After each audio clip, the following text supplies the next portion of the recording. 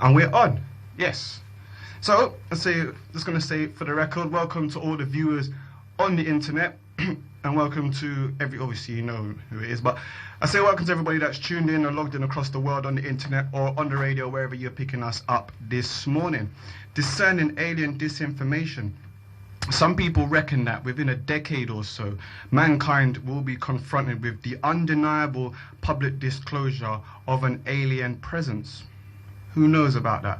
I just go by what I see and what I read on the internet. There's a lot of falsehood out there, and you have to be careful about what you read and try and decipher truth from knowledge. But the critical choices that follow, they will turn into tragic consequences if they're made in ignorance or confusion, weakness or desperation. We all need to make choices to try or say, not even say all of us, there will have to be informed choices that have to be made in order to safeguard human freedom. And these kind of choices, they involve segregation, they involve picking certain people who, according to others, may be better, but not necessarily the best person for the job, if you understand what I mean. Now, this part here is about acquiring the discernment in handling future relations with alien forces, whether by seeing them or learning from the current methods of deception. So we have to consider all different types of deception when it comes to this whole UFO alien thing, so that we can preempt it, because preempting is what the human is good at.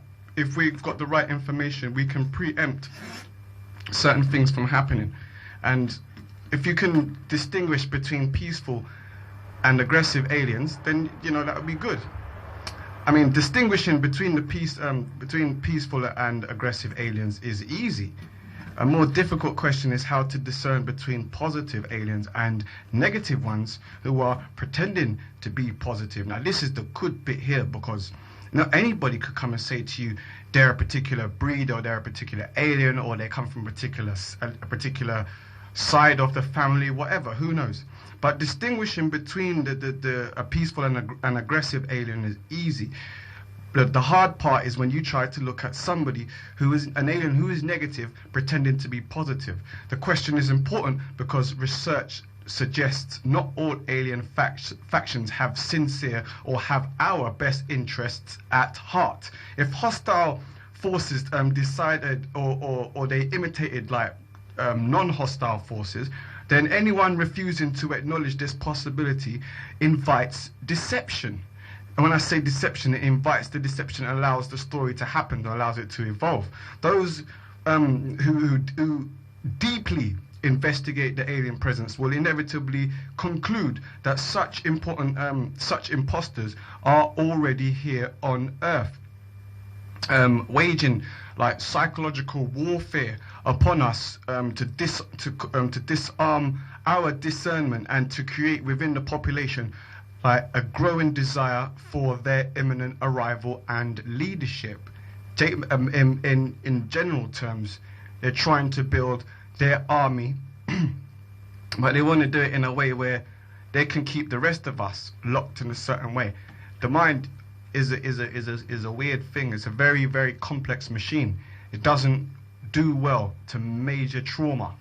I mean, some people may say to you that they can get over anything, but you never really get over nothing, to be honest. You just put it away in a file in a part of your head so you don't have to remember about it. This is the way how the mind works. But the mind cannot deal with a major jolt. Imagine if tomorrow they turned around and said to you that all of a sudden these forces have come from an extraterrestrial source, and now they've decided that they want to make us their slaves and we have to do as they're told. That kind of jolt there, it would cause stampedes and riots, and civilization as we know it would crumble. A better way to do it would to be introduce it slowly, because the human body, the thing about the body as well and about the mind, is when it's introduced to something slowly, it's not able to react fast enough in order to protect itself from the inevitable, which will be total control. Because whatever the source it is that is feeding the manipulation, once it has when it gets to a certain percentage, once it achieves that target, then trying to retrieve the mind back is very difficult indeed. And normally you end up with massive complications when it comes to people's psyche, their psychological, how they perceive the world, all these different types of things. I mean, objective proof does not mean that alien phenomenon is a subjective one, as subjectivity would imply it has no independent existence and is just like a product of the imagination. We can make these things real and manifest. If you want to go out there and research aliens, you can find out about them. It's everywhere, it's all over. But if you don't want to see or hear about that, that can be arranged as well. They're both equal in how society has absorbed it. The only thing about it is because of the internet, now all the information is available like that, and it's amplified and it's coming down to you quick, fast, download information. It's just this time what we live in is almost like an information overload. Why is this the yearning for information? Because of the internet and because of what the internet allows everybody to do. So to penetrate the alien phenomenon, one must possess good intuition, and you need to have sharp observational skills.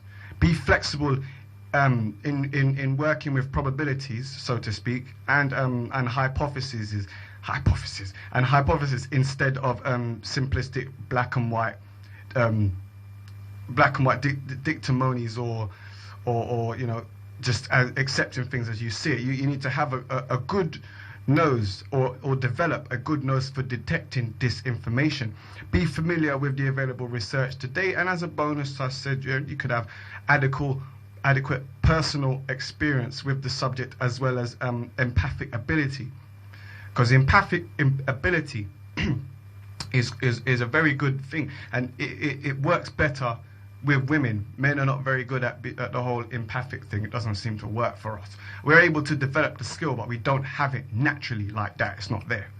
But to be able to have that empathic ability and physically detect insincerity in others, if one of these more assets is lacking, good use of the rest may compensate. So if you're not able to work in one, doesn't mean that you can't use it another way. You can always try and do that. But it's good to have these empathic and psychological abilities, because you need to be able to detect them when it comes to be able to see them. And they're very elusive. They live on that elusiveness of what was it? Did I just see what I did see? I saw something at the slip of my eye, but I'm not quite sure. They live in those kind of realms there, because it deals with frequencies.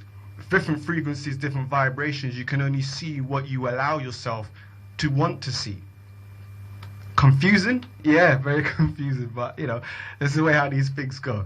These are qualities what I have had to call upon to involve the alien scenario, which is being presented to you this morning. And it currently fits everything that I've experienced, researched, observed, and intuited in life. Now, the biggest question is, what makes a good theory? Is a good theory is it not being disproved by facts, or is it the simplest theory explaining known data without having to ignore counter evidence data? Who knows? But what we know is what we reveal. What we learn and what we experience, the data, it reveals real order behind the things previously thought to be unrelated, and these can be tested and verified. So you can take all the information that you get or comes down the stream at you when you look through the internet and you're looking at particular things. And this is how they manage to trap the mind, because of the overwhelming amount of information out there. It's hard to try and focus. And you have to try and focus, people, because there's a lot of power involved in this, even as I'm reading to you right now. Now, I've studied a whole range of books, magazines, and lectures, seen documentaries, radio shows, websites, blah blah blah. Now, these all interpreted against the backdrop of what I experienced, to do with critical thinking and intuition. But what I did is I managed to piece together a minimally complex hypothesis concerning whom the main alien players are, what range of their capabilities appear to be, and how they typically operate, and what this indicates about our possible motives. However, accurate or inaccurate my theory might be, the real situation is much more complicated than what I am telling you or describing here. If nothing else, let what follows demonstrate the minimum of complexity needed to approach the alien subject. Because it's easy to talk about, but it's hard to make sure to try and fathom. But before we go into that, I'm just gonna run one tune and get myself set up so that make sure I got everything right. Remember, it's me, Crazy D, on the Beat FM. I'm gonna go into that after this music here. Sounds of Just Stitch with Real Born African, Only on the Beat FM, only with Crazy D, Only I play these kind of music here. You won't get it anywhere else, especially not this time in the morning. Listen. Our parents were born in Africa, and we are born in Jamaica.